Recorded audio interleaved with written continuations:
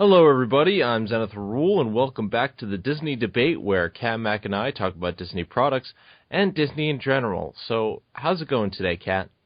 I'm in the Christmas spirit right now. It is exactly a week till Christmas, and I am so excited. And in honor of Christmas, we decided to forego our usual format and review something that's not in the timeline.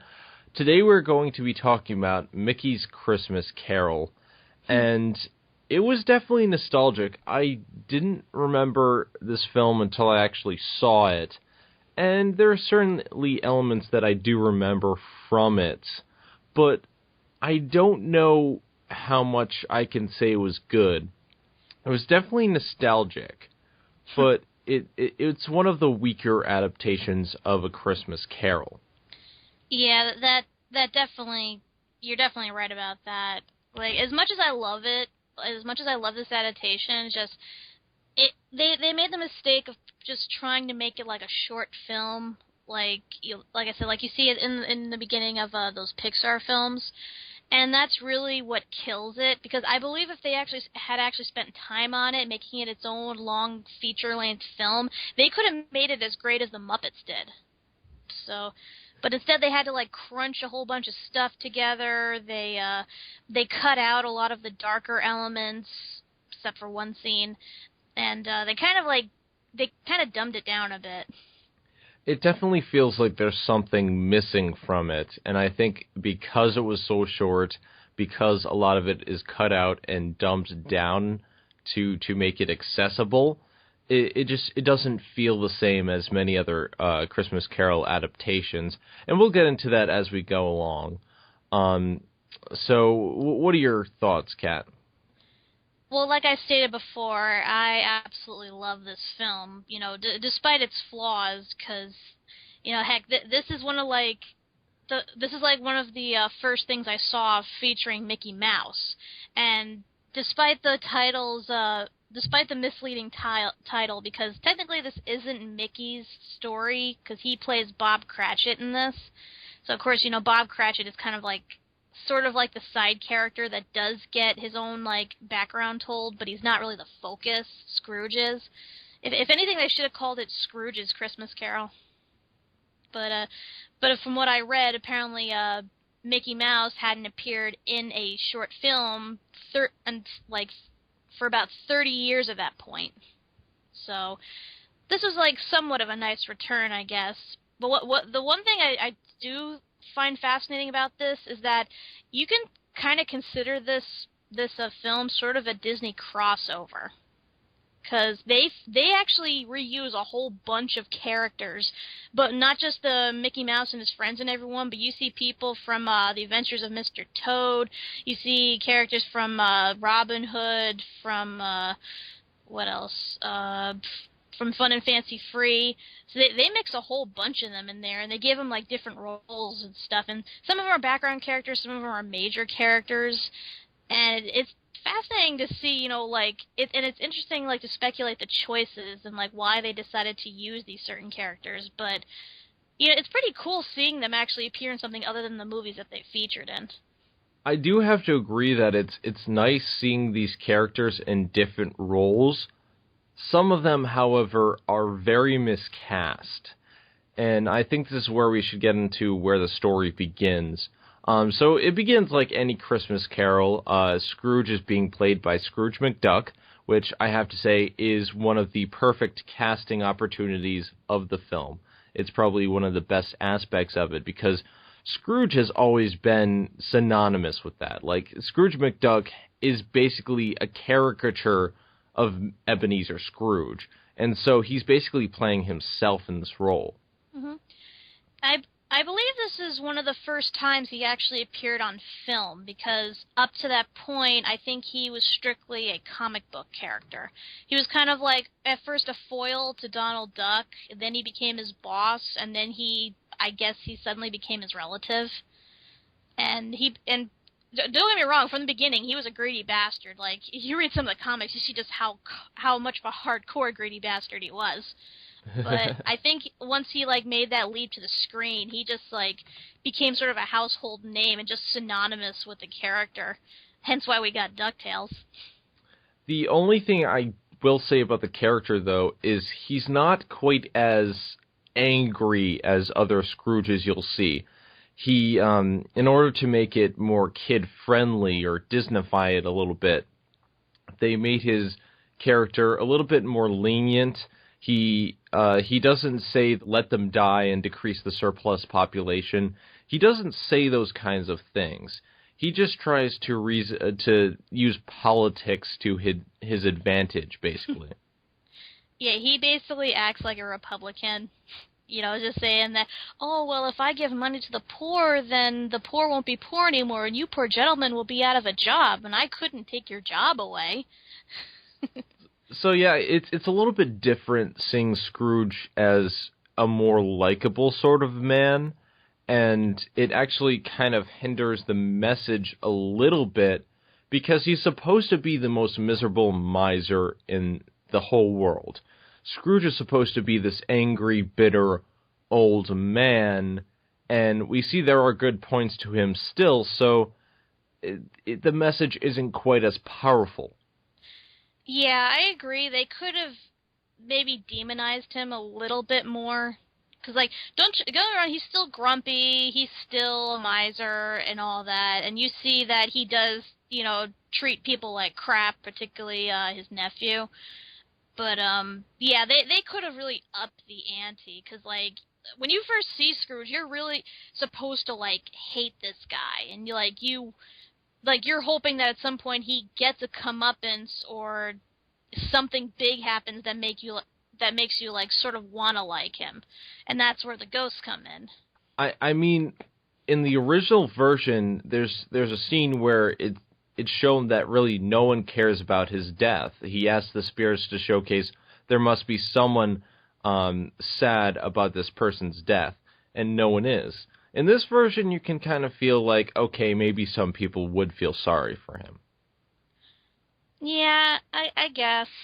Like, that was one thing that always confused me about Christmas Carol. Because, like, the big turning point for Scrooge was when he sees the future. And like, there's, like, supposed to be 2 points that makes him want to do good. One is the fact that, you know, he had got a chance to see Tiny Tim and actually sympathize with him and then, you know, have that desire to, like, want to help him get better. The second thing is that he sees that he dies alone and unloved and pretty much, you know, abandoned by everyone. But here's the thing, like, the big thing with Scrooge is that he sees that he dies. He should know that he's gonna die. And then, you know, that he's gonna die alone. Well, why is that a surprise? I mean, Scrooge already established that he hates everybody and everybody hates him. So why is it a big surprise that, you know, he's gonna die alone? I think the biggest shock to him was like everyone pilfering his things and treating him like he was the worst person ever. He always thought that he was a very successful businessman and people respected that. I guess. Just because he even states at one point, he was saying that, like, no one's ever treated him with kindness or generosity or ever extended, like, an arm of friendship. Which is a lie. Yeah. So it just seems weird that, you know, he would be shocked that nobody would, you know, mourn him once he's passed. Because, like, dude, if you're going to be an asshole to everyone, what do you expect? Well, it's in every version of the actual thing, so. I know, that was like my general complaint about Christmas Carol, not just the Disney one in particular. Mm-hmm. Like, if anything, like, they do show those 2 big turning points, though. They show Tiny Tim's grave, which he is made upset by, and then they show him not only dying, like, not only being buried, like, unmourned, but they show him, like, actually being thrown down to hell. I think by Pete. Pete is the ghost of Christmas future.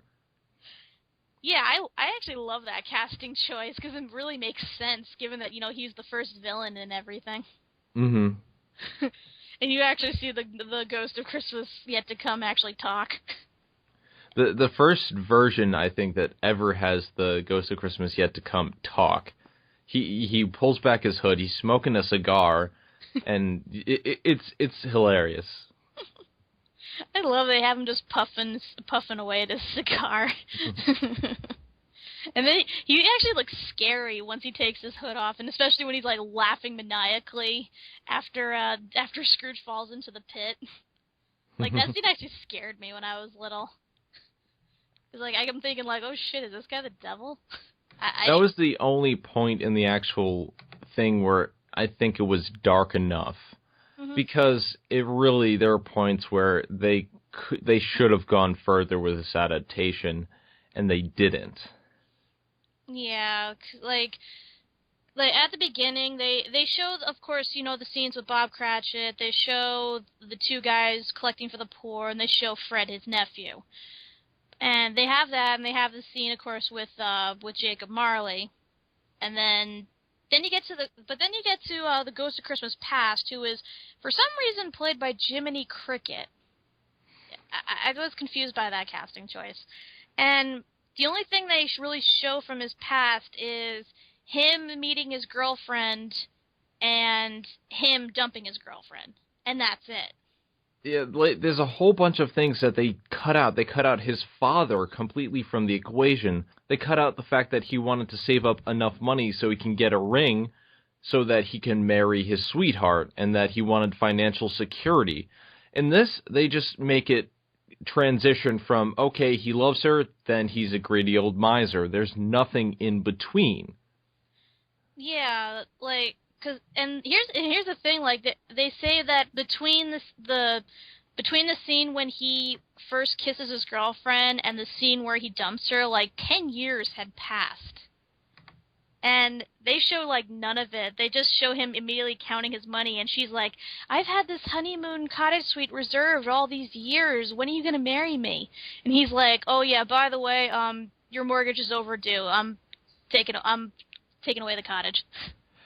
Yeah, it was weird. It seemed out of place and out of character, even for him, because there's no transition. And just, Jiminy Cricket has no reason to be the Ghost of Christmas Past. It's usually an older woman who's the Ghost of Christmas Past. Or a child. So it just seemed a very odd casting choice. But you know what's an even odder casting choice? Do you know who Jacob Marley is played by? Goofy. Goofy is Jacob Marley, and yes, it is played up for laughs, but it seems weird that Goofy would be a miser who forged chains by being greedy and stealing from the poor. They state outright that he was one of the ones who stole from the poor and gave to the rich. Yeah, I didn't understand that casting choice either. I guess because they wanted to make Jacob Marley more of a comedic character, and Goofy, of course, is the most comedic character you can get aside from Donald. I really felt that Donald should have been the one to have been Jacob Marley, but of course, we can't.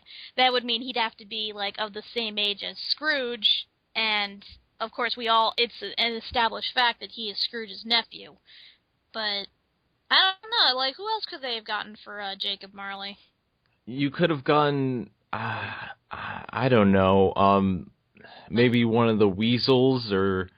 I would think, maybe Pete. I mean, he made a pretty good Ghost of Christmas Yet to Come, but at the same time, he would have been good, too, as Jacob Marley, considering what a greedy bastard he is. Yeah, Pete would have made a good Jacob Marley, and you can get just a silent Ghost of Christmas Yet to Come. It just seems very odd casting for these two spirits, and they really don't do much. In fact, Jacob Marley stays much less than any other ghost, and yes, that's true in the original adaptation, but he's there and then he leaves. Mm-hmm. He's not around for long at all. Yeah, and I just love the physics they apply to him.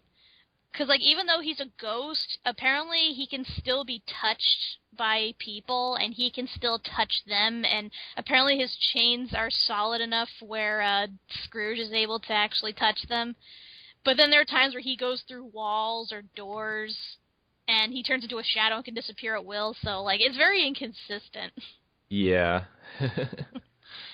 And And then then we have the Ghost of Christmas Present, played by the Giant from Fun and Fancy Free. And this is yet another odd casting choice. Why the Giant? Like, normally in an adaptation, normally in a Christmas Carol adaptation, you have a large man who's, to symbolize the bounty. But a giant, he barely fits in the house. He doesn't speak well. That's the whole point. The giant is stupid. It doesn't fit. well, I thought it fit a little bit because the Ghost of Christmas Present is usually perceived as like a very large man, usually a redhead, who, basically is as big as life itself. And of course, he changes size and everything, which I'm surprised they never did with the giant, given that he had that power. But, I don't know, looks-wise, he seemed to fit it, but of course, being that he's dumb as hell, it didn't really make sense for him to be teaching Scrooge a life lesson. Not only that, but he's also a bad guy. And the Ghost of Christmas Present, for the most part, is supposed to be a good guy. Also, they cut out so much of what made Christmas Present a very likable character and a memorable character. They cut out the whole the two children underneath his robes because apparently that was too dark. They cut out the poor people that the Ghost of Christmas Present took Scrooge to see in the original. A lot of the really big scenes were cut out, and the only thing that he shows him is Tiny Tim. Yeah, and another side story that was completely cut out of this was Fred's backstory. Because one of the big points in Christmas Carol was the fact that Scrooge apparently had a lot of animosity toward his only living nephew. And at first, it seems like, oh, he's a bastard to everyone, even his own family. But then you later learn that it's because that his sister, who he loved with all his heart, died giving birth to him. And that's why Scrooge has such a grudge against his nephew, because he cost him the only family member that he truly loved. And then he later sees Fred at his Christmas party along with his new wife, and he realizes that his nephew is actually not that bad. He's not a bad person to be with, and he actually reminds him a lot of his sister. That was like the big thing for him, and hence the reason why he ends up going to the party on Christmas Day. But that is just completely thrown out. The Christmas party is mentioned, but we never see who Donald is dating. We never see the Christmas party itself. It's just implied that he's going to be going there because he says, "Oh, I'm going to be there. Just keep everything warm for me." Yeah, it's just like I think part of the reason, like aside from the fact that, like I said, this was only supposed to be a short film and they obviously had to cut out some stuff. What was it? An interesting bit of trivia. The voice of Donald was actually done by his original voice actor, Clarence Nash, and this was actually the very last appearance he ever made. And I'm not sure how long he lived after this, but I'm pretty sure like he must have been a pretty old man by this point, so I guess they wanted to keep his lines limited. Yeah, I'm looking it up right now. Apparently he died 2 years after this special was made. Yeah, it seems like they were really limiting Donald's appearance, and he barely got anything to say. Which is a shame, because he's good with, like, physical comedy and everything. So. Yeah, but then again, there really isn't too much physical comedy in A Christmas Carol to be had, in the normal versions at least. You could stretch it a bit. Another thing that was kind of weird is that after the whole Ghost of Christmas Yet to Come, which was, they only went to like the grave scene, but after that, when he's seen the light, he doesn't call out the window and ask them to buy the Christmas goose. He goes out, he gives the money to the men collecting for the poor. He tells his nephew that he's going to visit on Christmas dinner, but then he goes to a toy store and he has this big bag and he brings it to Cratchit. Now, inside is not just toys, but a giant Christmas turkey. Why would you put those two things together? And it was fully cooked, too. Honestly, did it make any sense to change that? You could have just had the small scene. Hey, is that goose still out there, the big one? You know, the one that they have in every single Christmas Carol version. That's probably one of the most iconic scenes. Mm-hmm. Yeah, I guess since they hadn't established any, like, child character or anything like that, they just simply cut it out. But, yeah, that is an iconic scene. It's just the kid saying, well, today's Christmas Day. It's like, you mean the one as big as me? Yes, the one as big as you. It's a shame that a lot of the classic scenes were cut out of this version, and they were so rushed and so dumbed down that it really detracted from the overall quality of the adaptation. Mm-hmm. Yeah, like I said, they really should have put more of an effort into making this an actual movie, like rather than just a short. Because like this was apparently supposed to be a short before they aired The Rescuers, and it doesn't really fit when you think about it. The two things have like nothing in common. But I don't know. I guess maybe it was re-released around Christmas. That's why they shot for that. But like, they really should have made it its own thing, and they should have like had Mickey like have a larger role in it. Because I mean, if you're gonna call it Mickey's Christmas Carol, have Mickey be more than a side character. They only had him in two scenes. The opening scene where he's trying to thaw the ink from the fire, and he's also in the end scene where they showcase Tiny Tim and, you know, oh, hey, you're going to be my partner and you're going to get a raise. That's another small thing. They changed it from, oh, you're getting a raise and I'm going to, you know, be Tiny Tim's godfather to, you're going to be my partner. And here's the interesting thing. During the scene with the Ghost Christmas Present, when he shows him, like, Bob and his family, Mickey and Minnie do not have any lines. Like, they do not talk at all. The only one that talks is Tiny Tim.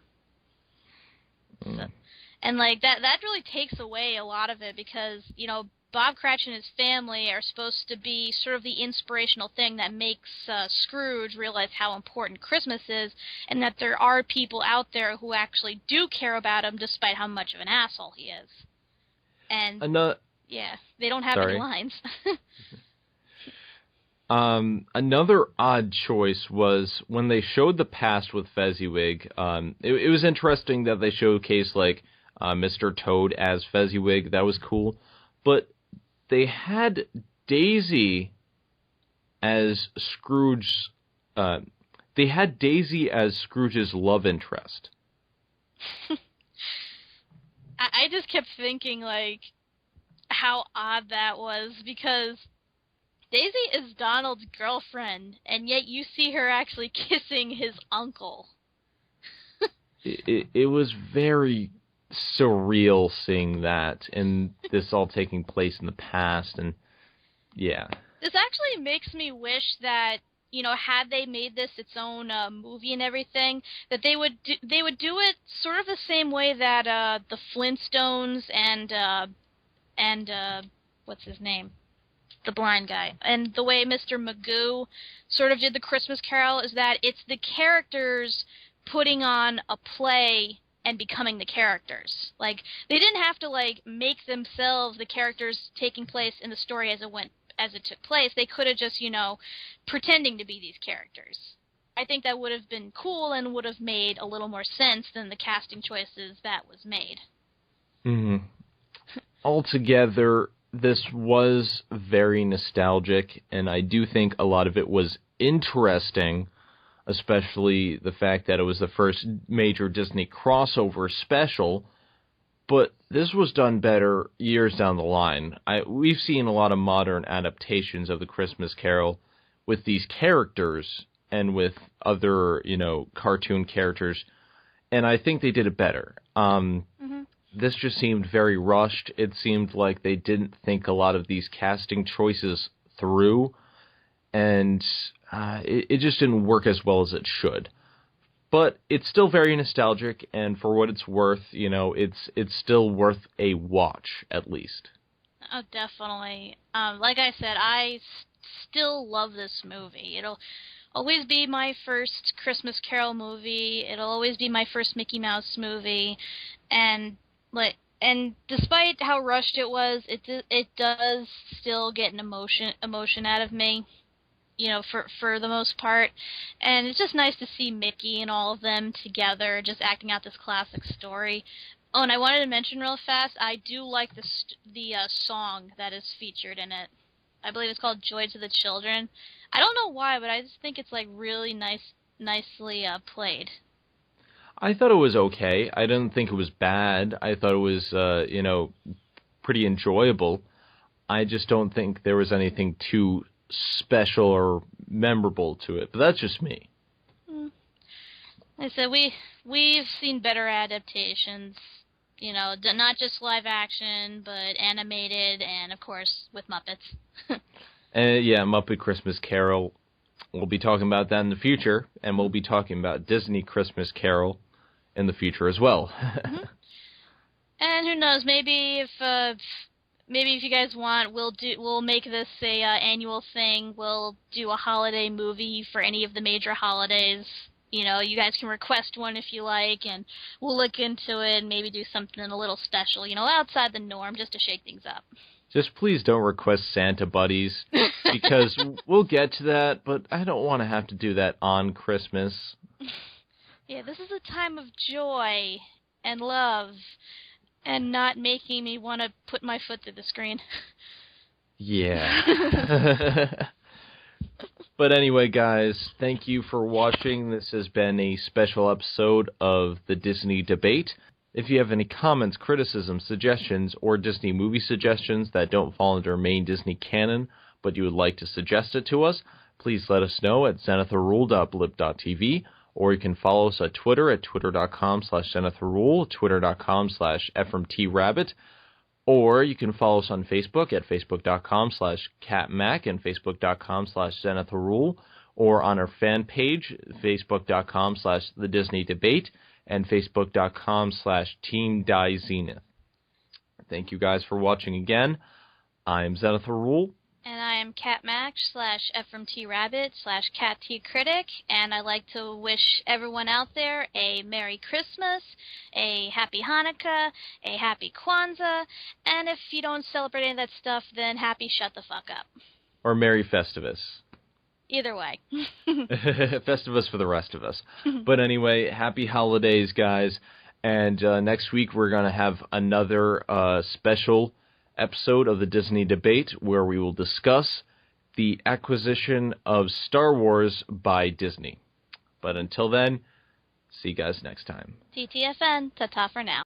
Thank you for watching the Media Meltdown. Don't forget to like, comment, and subscribe for more awesome videos. And if you like what you see, show your support on the Patreon page at patreon.com/Media Meltdown. See you all next time on the Media Meltdown.